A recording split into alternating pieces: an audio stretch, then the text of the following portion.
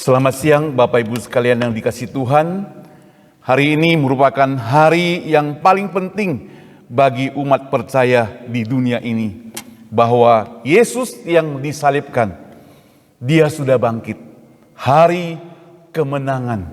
Kemenangan Yesus atas dosa maut, juga kemenangan bagi setiap umat yang percaya. Saudara, sebelum kita membaca firman Tuhan, mari kita berdoa. Bapa di surga, terima kasih untuk pengorbananmu di atas kayu salib.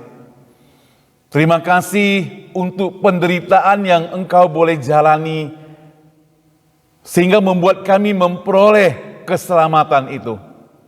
Dan hari ini, kalau kami boleh mendengar berita bahwa Engkau sudah bangkit, itu merupakan berita sukacita, berita pengharapan, dan pengharapan yang bukan sementara, tapi pengharapan yang bersifat abadi kekal. Sebentar kami akan merenungkan firman Tuhan. Pakailah hamba-Mu dalam segala keterbatasannya, berikan hikmat yang daripada Tuhan. Dengar doa kami. Dalam nama Tuhan Yesus kami berdoa, amin. Saudara, mari kita membuka Alkitab hari ini di Matius pasal 28. Matius 28 kita akan baca ayat 1 sampai ayat yang ke-10. Matius 28 demikian firman Tuhan. Setelah hari Sabat lewat, menjelang menyingsingnya fajar pada hari pertama minggu itu, pergilah Maria Magdalena dan Maria yang lain menengok kubur itu. Maka terjadilah gempa bumi yang hebat, sebab seorang malaikat Tuhan turun dari langit dan datang ke batu itu dan menggulingkannya, lalu duduk di atasnya.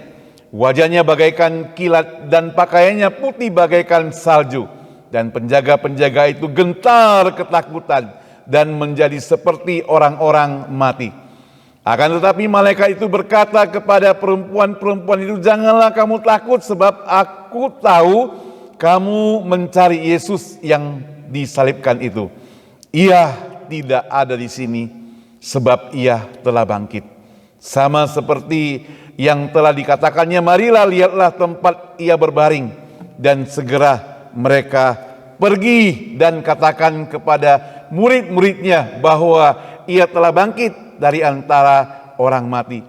Yang mendahului kamu ke Galilea, di sana kamu akan melihat dia. Sesungguhnya aku telah mengatakannya kepadamu. Ayat 8, mereka segera pergi dari kubur itu dengan takut dan dengan sukacita yang besar, dan berlari cepat-cepat untuk memberitahukannya kepada murid-murid Yesus. Tiba-tiba Yesus berjumpa dengan mereka dan berkata, salam bagimu. Mereka mendekatinya dan memeluk kakinya dan serta menyembahnya. Maka kata Yesus kepada mereka, jangan takut, pergi dan katakanlah kepada saudara-saudaraku supaya mereka pergi ke Galilea, dan di sanalah mereka akan melihat aku. Demikian firman Tuhan.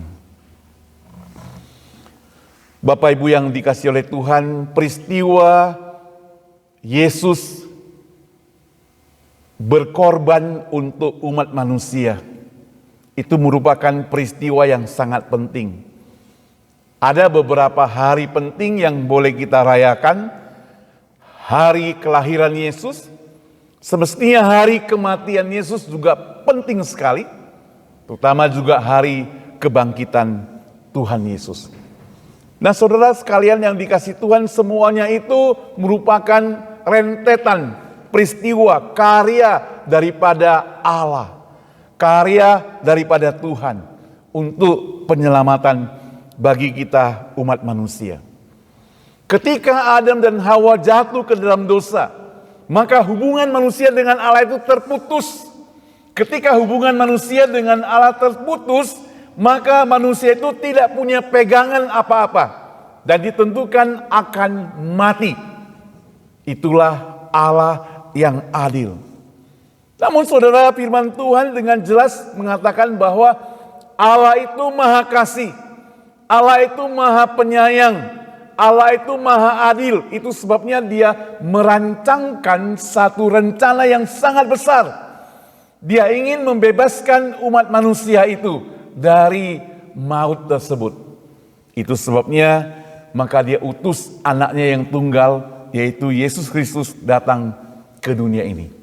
Singkat cerita, Yesus lahir, Yesus hidup, kemudian umur 33 Dia melayani, kemudian orang mulai menangkap Dia, salibkan Dia. Kita mencatat Dia mati di atas kayu salib, dan pada hari ketiga kita peringati hari kebangkitannya. Apakah semua orang percaya akan kebangkitan itu? Saudara, sejak dahulu sampai hari ini ada saja orang yang tidak percaya akan Yesus bangkit. Mereka tidak percaya bahwa Yesus benar-benar sudah bangkit. Masa Dia anak manusia, Dia bisa bangkit? Saudara yang dikasih Tuhan, mereka menuduh pertama orang-orang yang tidak percaya. Menuduh bahwa Yesus itu mayatnya itu dicuri oleh murid-muridnya. Mayat Yesus dicuri oleh murid-muridnya. Mereka menuduh demikian. Dasar memang mereka itu selalu pakai tuduhan palsu. Zaman sekarang mungkin berita hoax, menuduh dengan palsu. Coba kita lihat kembali Matius 27, 65 dan 66. Saya bacakan ya. Pilatus berkata kepada mereka, "Kamu mempunyai pengawal, pergilah, jagalah kuburan itu sebaik-baiknya." Mereka pergi dan mengamankan kuburan itu dengan menyuruh pengawal menjaganya. Nah, saudara yang dikasih Tuhan, saya yakin Yesus baru dikuburkan kemarin, kemudian pengawalnya disuruh untuk pergi menjaga kubur. Tidak mungkin mereka jaga kubur orang lain yang salah. Memang saya pernah dengar dulu seperti sekarang masa-masa orang pergi ke kuburan gitu. Cengbeng namanya istilahnya bagi orang Tionghoa. Mereka sering tidak menemukan kuburan orang tuanya. Pergi ke sana mungkin karena saking uhau, saking berbakti, setahun sekali baru kunjungi kuburan orang tua, atau mungkin 5 tahun sekali, atau 10 tahun sekali. Dan mereka waktu kunjungi tidak ketemu. Gak ada di sana katanya. Dia salah alamat. Itu sebabnya zaman sekarang, saya lihat kalau kuburan yang modern itu ada alamatnya. Ada blok-bloknya, blok A, rumah masa depan cerah. Ya. Blok B, rumah masa depan indah. Blok C, rumah masa depan spesial, VIP dan sebagainya. Itu sebabnya saya ingin katakan, ini kubur yang baru. Dan Pilatus mengutus para pengawal itu tentu tidak, istilahnya tidak kaleng-kalengan. Mereka pengawal yang sudah dididik. Mereka pengawal yang mahir, mereka pengawal yang disiplin. Mereka tentu tidak akan salah terhadap kuburan yang mereka jaga. Tapi apa yang terjadi, saudara? Mereka masih menuduh ada murid Yesus mencuri mayatnya. Sekarang logika saja. Kalau murid Yesus mencuri mayat, sekarang ada pengawal yang jaga, mereka dengan senjata. Murid Yesus tidak punya senjata. Kok tidak mau dilawan? Kan bisa dicegah, elakkan. Kan bisa dilawan dan sebagainya. Kenapa mereka tidak menangkap murid-murid Yesus yang mencuri mayat itu? Kenapa? Ini kan tanda tanya. Jawabannya adalah karena mereka menyampaikan berita palsu. Karena mereka menyampaikan berita bohong. Nah, murid-murid Yesus dituduh mengambil mayat Yesus dari kubur. Dan mereka itu tentunya tidak akan tertidur jaga. Kan banyak pengawal itu, mereka selalu sigap, mereka selalu konsentrasi untuk menjaganya. Nah, saudara yang dikasih Tuhan, kita hidup perlu konsentrasi ya. Kalau gak konsentrasi bisa menerawang-nerawang nanti, termasuk yang khotbah juga ya. Yang kedua, murid-murid Yesus berbohong tentang kebangkitannya. Mereka menuduh. Murid-murid Yesus itu berbohong, dituduh oleh orang lain. Mereka menuduh. Mereka itu pura-pura ngaku bahwa Yesus sudah bangkit. Bahwa pura-pura ngaku bahwa Yesus hidup. Saya ingin membalas apa yang dituduh oleh orang-orang itu. Kalau Yesus tidak benar-benar bangkit, apa artinya Petrus dan semua murid yang lain berkobar-kobar memberitakan Injil, sampai-sampai mereka itu dihukum, ditangkap. Alkitab mencatat Petrus itu disalib terbalik.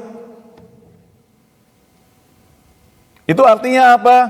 Itu artinya Petrus sungguh-sungguh mengerjakan tugas yang diembani, diperintah oleh Tuhan untuk mengabarkan tentang kebangkitan itu.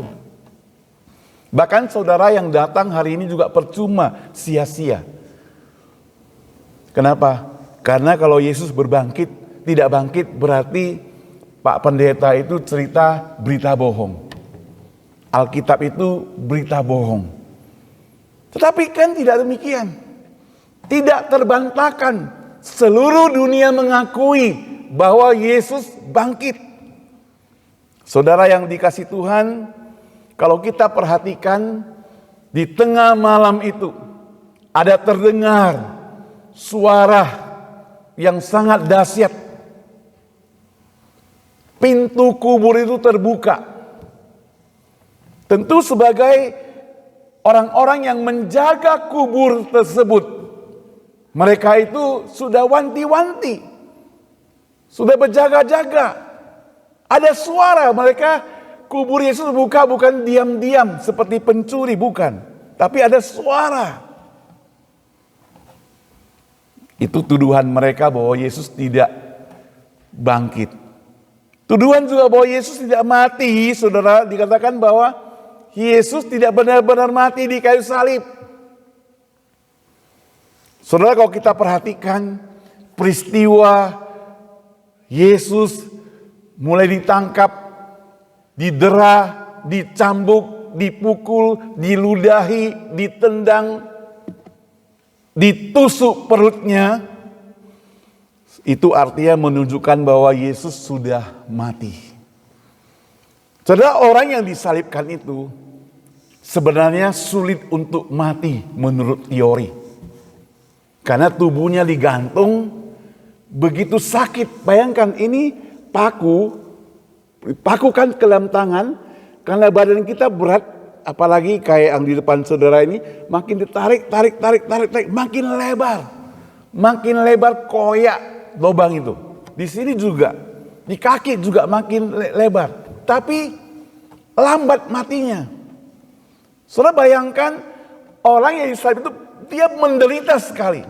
Sakit tapi gak bisa mati-mati. Dan yang paling diharapkan dari orang yang disalibkan itu apa? Yaitu mati. Kalau mati, hilanglah sakitnya. Itu sebab saudara yang dikasih Tuhan, maka Yesus untuk membuktikan bahwa dia mati atau tidak, biasanya harus ditusuk pakai tombak. Dan benar, waktu Yesus salibkan, perut Yesus ditusuk pakai tombak. Apa yang terjadi? Sebelum mereka menusuknya sebenarnya, Yesus sudah mati. Kenapa kita bisa tahu? Karena kaki Yesus tidak dipatahkan. Supaya orang cepat mati, kakinya dipatahkan. Tapi kaki Yesus belum sempat dipatahkan, dan waktu ditombak dia sudah mati duluan. Itu sebabnya kalau ada yang menuduh Yesus tidak mati, itu berarti berita bohong. Sekali lagi murid-murid mencuri Yesus itu berita bohong. Yang sampai hari ini tetap saja diomongin oleh orang-orang yang tidak percaya. Jadi kalau kita sebagai anak Tuhan, kita mesti dapat membalas atau mengcounter dengan alasan yang tadi saya berikan. Seorang yang bernama Moltmann, teolog Protestan dari Jerman, dia menekankan bahwa kebangkitan Yesus membawa harapan dan pemulihan dan transformasi ciptaan Tuhan. Ya, dalam karyanya The Crucified God dan The Theology of Hope, dia menegaskan bahwa kebangkitan Yesus jaminan yang kekal dan penebusan atas penderitaan dunia. Ini jaminan yang kekal, janji yang kekal, janji yang bisa dipercaya, karena janjinya selalu ditepati. Itu janji daripada Tuhan Yesus. Janji daripada manusia itu, saudara, tidak bersifat kekal. Janji manusia itu sifatnya sementara. Seakrab-akrabnya, sedekat-dekatnya, tetap bersifat sementara.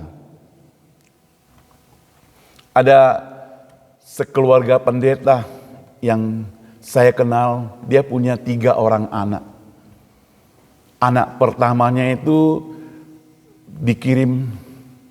dipanggil Tuhan untuk sekolah di seminari. Anak kedua kerja. Ya, cukup banyaklah hasilnya begitu. Anak yang ketiga masih kuliah, sementara orang tuanya juga pendeta, sudah mulai emeritus, sudah mulai pensiun. Ketika ada pertemuan keluarga, anak yang kedua bilang sama papa mamanya, dia bilang, "Koko dan adik, jangan khawatir. Aku akan take care papa dan mama. Aku akan jaga mereka. Koko pergi sekolah baik-baik, kuliah dengan baik, supaya jadi hamba Tuhan yang baik. Adikku, kamu juga sekolah dengan baik. Pokoknya Koko mau take care." Yang kedua bilang demikian. Wah, semua orang merasa sangat terharu mendengar kesaksian daripada anaknya ini. Minggu depan, karena pekerjaannya begitu sibuk dan macet, dia harus naik sepeda motor untuk kejar pekerjaannya, negosiasi bisnisnya. Entah kenapa dia menabrak mobil truk besar dan dia meninggal dunia di tempat. Saudara yang saya kasih Tuhan, itu janji daripada seorang anak kepada papa mamanya. Jangan khawatir, aku akan take care engkau. Aku akan memelihara engkau. Inilah janji manusia. Yang mungkin kalau mau dipercaya, ya 75%. Kenapa? Karena manusia tidak tahu apa itu hari esok. Manusia tidak tahu itu. Bahkan 5 menit lagi mau terjadi apa, manusia tidak tahu. Itu sebabnya saudara yang dikasih Tuhan berharap kepada janji manusia itu merupakan harapan yang tidak boleh 100%. Kalau engkau dan saya janji sama Tuhan, beda. Kita harus janji dengan sepenuh hati, sungguh-sungguh. Saudara, kalau ada pegawai kita, dia janji, "Bos, saya mau bekerja. Boleh gak? Boleh. Dengan gaji sekian. Tapi kesetiaanku itu hanya bisa 90. Kira-kira orang itu cepat-cepat mau diambil gak? Enggak. Pasti akan diambil orang yang kesetiaannya itu 100. Hari ini Yesus mati di atas kayu salib. Bagi orang dunia, mereka pikir tidak punya pengharapan lagi. Harapannya sia-sia. Tetapi saudara, Yesus bukan hanya mati, dia bangkit. Dia bangkit dari kubur, dia menang, dia menggantikan kita. Dan sesuai dengan firman Tuhan kepada setiap orang yang percaya kepadanya, tidak akan binasa. Itu sama seperti seorang anak kecil. Dia datang kepada seorang anak kecil yang lain yang ingin masuk ke dalam kerajaan papanya. Tapi pengawal itu mencegat dari luar. Tidak boleh masuk. Kamu orang desa, kamu tidak diundang, kamu tidak berpendidikan dan sebagainya. Tapi anak raja itu keluar, dia bilang, ayo temanku, yuk masuk yuk, kita main, masuk yuk. Dia gandeng tangannya masuk. Pengawal tidak berani bilang apa-apa. Pengawal tidak berani cegat. Bahkan ketika dia lewati pintu, mereka hormat kepadanya lagi. Anak raja yang membawa temannya masuk. Hari ini Yesus mau gandeng tangan kita masuk ke kerajaan surga. Dia anak raja. Dialah yang berkuasa, putra sulung luar biasa daripada Allah. Dia mau gandeng tangan kita, mau masuk. Kira-kira ada yang larang gak? Tidak ada yang larang. Itu sebab saudara, mengapa kita selalu terus beriman, berpengharapan kepada Kristus. Karena harapan kepada Kristus itu merupakan harapan yang pasti. Bukan harapan yang bohong, bukan harapan yang kaleng-kalengan. Firman Tuhan katakan jelas di sini di dalam Matius 28, ia tidak ada di sini. Dia tidak ada di kubur lagi. Dia tidak ada lagi, tidak ada. Dikatakan tidak ada dalam kubur, tidak ada. Dia sudah bangkit. Dia sudah bangkit. Artinya dia bukan mati. Dia hidup. Dia sudah bangkit. Dia sudah berkuasa. Saudara yang dikasih Tuhan, kebangkitannya itu melambangkan satu pengharapan kita yang tadi dikatakan harapan yang kekal. Harapan yang kekal, saudara. Kenapa? Karena upah dosa itu sesungguhnya itu maut, kematian. Tapi karunia Allah ialah hidup yang kekal dalam Kristus Tuhan kita. Dia sudah mati, itu pengharapan yang kekal diberikan kepada kita. Dan melalui kebangkitannya, Yesus mengalahkan maut dan memberikan harapan dan kehidupan bagi mereka. Sekali lagi, mereka yang percaya. Saudara, percaya bukan berarti saya kalau bekerja untuk Tuhan sudah oke, bukan. Saya menemukan saudara, di kantor pusat itu ada beberapa orang, saya lihat begitu setia melayani, pimpin paduan suara, ya, sungguh-sungguh, disiplin dan sebagainya. Tapi begitu mereka pensiun dari pekerjaan, juga pensiun melayani Tuhan. Gak nampak lagi mereka ke gereja. Saudara, kasih kepada Tuhan tidak demikian. Bukan karena kita punya jabatan, bukan karena kita punya pekerjaan, tetapi karena memang Yesus terlebih dahulu mengasihi kita. Kalau Yesus mengasihi kita, saudara, apapun yang terjadi, kita tidak akan mengeluh. Saudara, saya tidak pintar masak, ya. Tapi dulu Cik Naomi sering ke rumah masak-masak, kita ngintip-ngintip dia. Belajar-belajarlah. Saya pernah goreng itu keladi, tahu keladi ya? Bikin jadi uyen begitu ya. Tapi karena agak warna hitam sedikit, langsung dikritik. Pak Saud, kemarin lampunya mati ya? Saya kaget. Enggak kok, enggak. Jujur sekali ya. Ya, enggak mati. Kita enggak mati lampu, benar. Saya kenapa? Kok ini warnanya hitam? Ya, pintar ya orang itu kasih ilustrasi ya. Ya. Jadi uyennya gosong, dia bilang lampu saya mati gitu ya. Jadi saya pikir, waduh, hebat memang, luar biasa. Tapi apakah saya tidak mau masak lagi?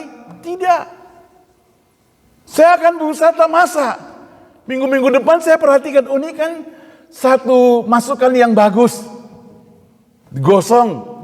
Minggu depan bikin yang gak gosong misalnya. Tapi kalau gak gosong gak mateng pula itu gitu ya. Ada teman saya suka yang gosong-gosong. Kalau saya pulang ke Medan, makan nasi chasiu, saya mau yang dikit-dikit gosong gitu. Gak tahu teman yang lain gitu gak. Kalau gak gosong malah gak gitu enak. Istilahnya bau badan babinya gitu. Jadi kelihatan hitam-hitam, garing-garing. Waduh, apalagi taruh honey, madu. Taruh sambal, taruh kecap, ada tauco, luar biasa. Bikin Bapak Ibu semua lapar sekarang ya. Jadi kalau ada orang kasih masukan seperti begitu ke saya yang masa-masa uyen, tidak patah semangat. Cuma karena gorengan, kita goreng sedikit. Nanti makannya hanya cukup 2 menit. Bikinnya mungkin setengah jam, tambah beli mungkin semua 1,5 jam. Bersihkan piring rumah dari minyak itu perlu 2 jam lebih. Jadi jumlah-jumlah 6 jam hanya klub hilang gitu ya. Ya. Kecuali ada yang kerjasama mau kerja bakti, lain cerita. Tapi saudara yang saya kasih Tuhan, saya ingin katakan bahwa semangat itu tidak boleh kurang karena ada harapan yang pasti diberikan. Harapan yang kekal. Kalau harapannya tidak pasti, kita mungkin mundur. Orang janji pada kita, dia batal sekali. Besok janji lagi, batal lagi. Janji lagi, batal lagi. Oh, gak perlulah ya. Sebelum saya masuk ke Seminari Alkitab Asia Tenggara, saya ke Malang, tahun 90 sekolah. Gerejaku itu gereja kampung. Nanti saya akan kunjungi lebih kurang 2 minggu ke sana. Saya mau tinggalkan, hati saya gak bisa gitu ya. Karena pendeta kami sudah cukup senior. Kita bantu-bantu dia. Nanti siapa yang menggantikan? Hati gak bisa lepas, siapa gantikan? Tapi ternyata Tuhan kerjanya luar biasa. Waktu saya pergi sekolah, sudah bangkit pemuda yang lain. Bisa menggantikannya, saudara. Tuhan itu luar biasa. Jadi dia ingin katakan, jangan soklah kamu. Kamu pikir kamu sendiri yang bisa memimpin tempat ini. Kamu pergi sekolah, saya bisa bangkitkan orang lain. Saudara yang saya kasih Tuhan, hari ini Tuhan menantang kita. Dia sudah mati di atas kayu salib untuk kita, bahkan bangkit, dia tantang. Ada kesempatan untuk kita melayani dia. Ada kesempatan untuk kita ambil bagian menjadi rekan kerjanya. Bahasa orang sini coworker daripada Tuhan. Rekan kerja Tuhan. Luar biasa kan? Rekan kerja direktur aja masih biasa-biasa aja. Ini rekan kerja Tuhan. Dikasih kesempatan nyanyi, nyanyilah dengan sungguh-sungguh. Dikasih tempat untuk melayani, melayanilah dengan sungguh-sungguh. Tidak semua orang punya kesempatan, saudara. Tidak semua orang punya kesempatan. Sekali lagi, karena kita tidak tahu apa yang terjadi pada hari esok. Kita jangan katakan, oh Tuhan saya masih sibuk dalam pekerjaan kok. Tunggulah minggu depan ya.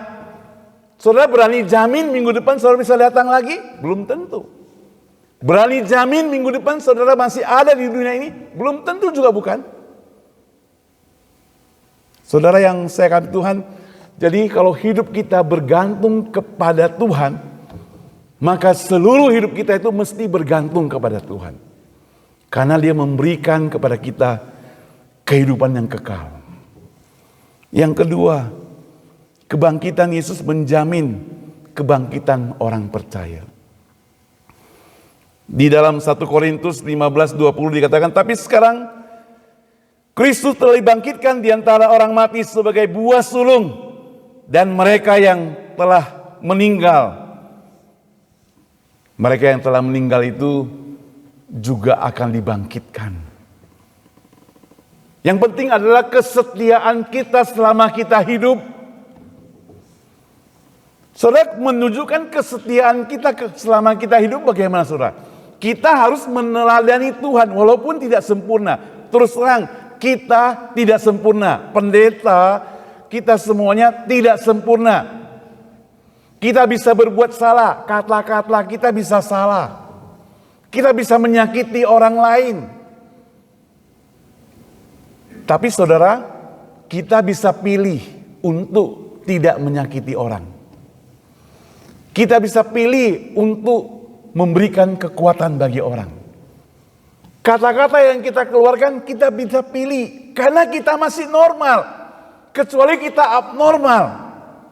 Istilahnya kalau orang itu ada kurang-kurang dikit misalnya, ya gak apa-apa, wajar misalnya gitu. Kata-katanya memang tidak bagus.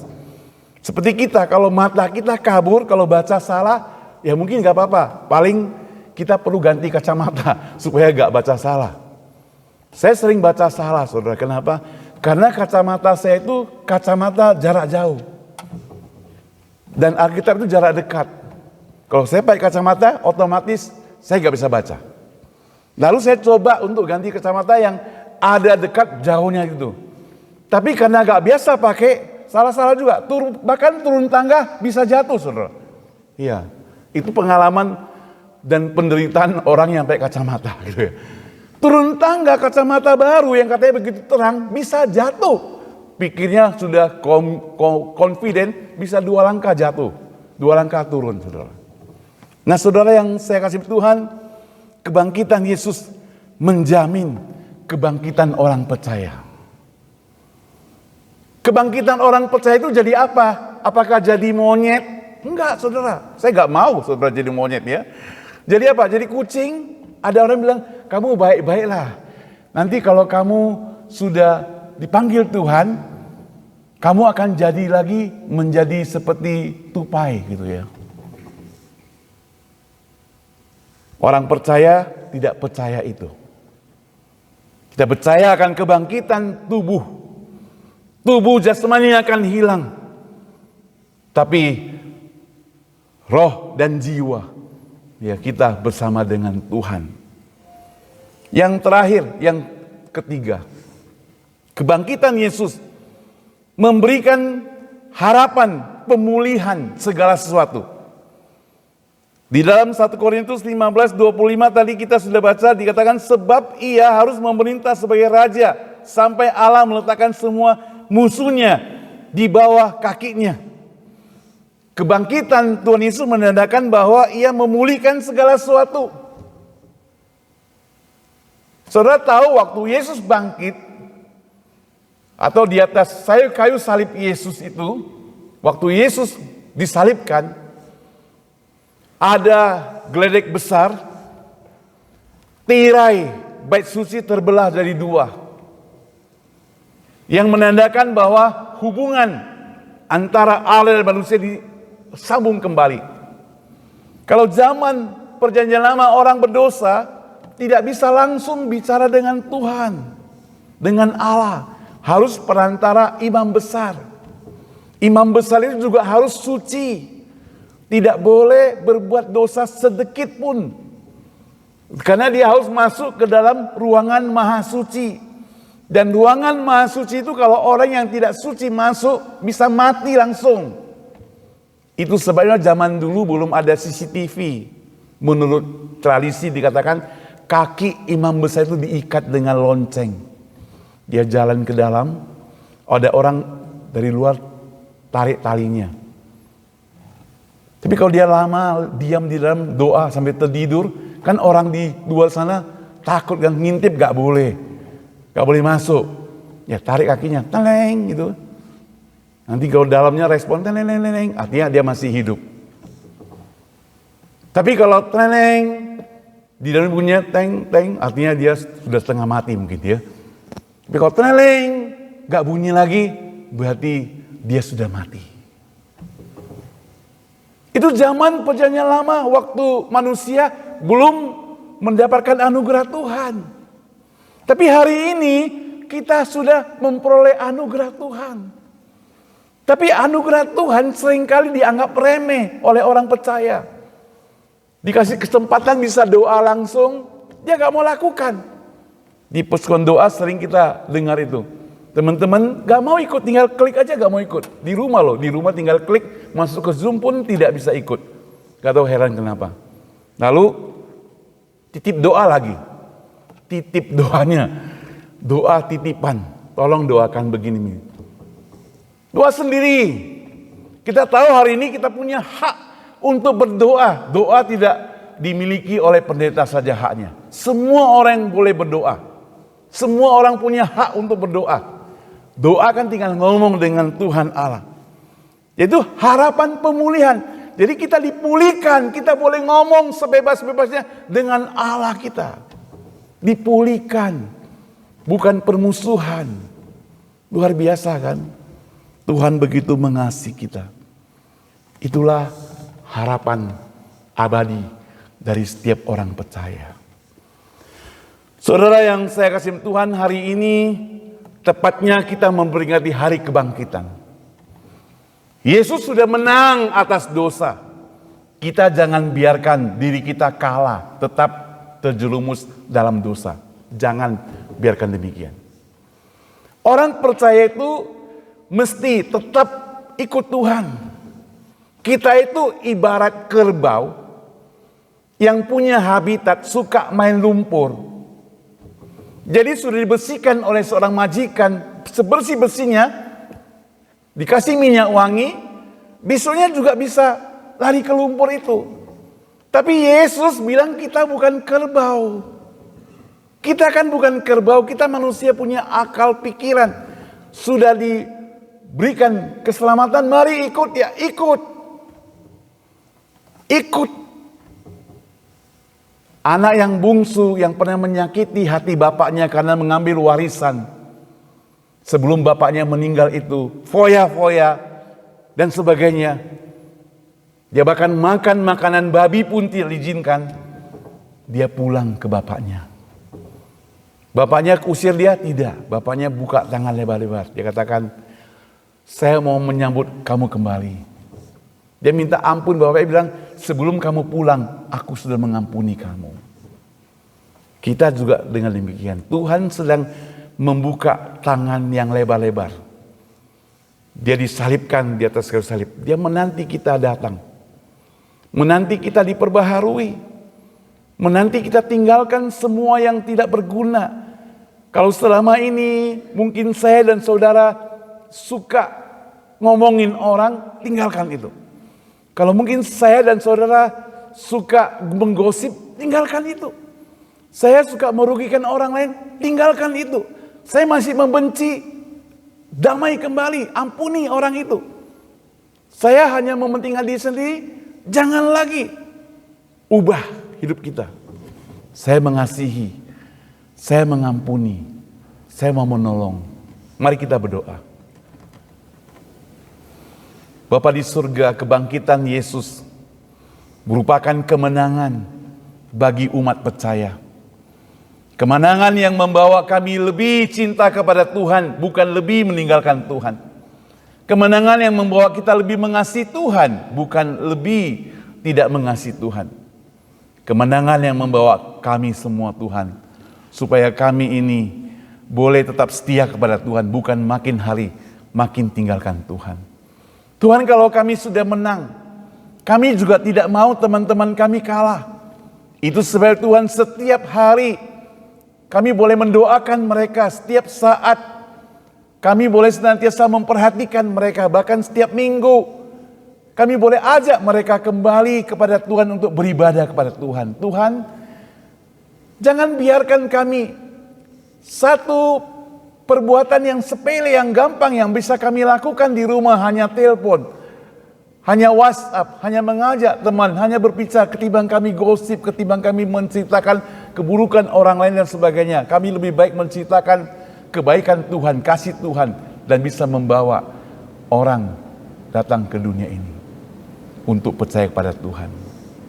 Dengar doa kami Tuhan, di dalam nama Tuhan Yesus kami berdoa. Amin.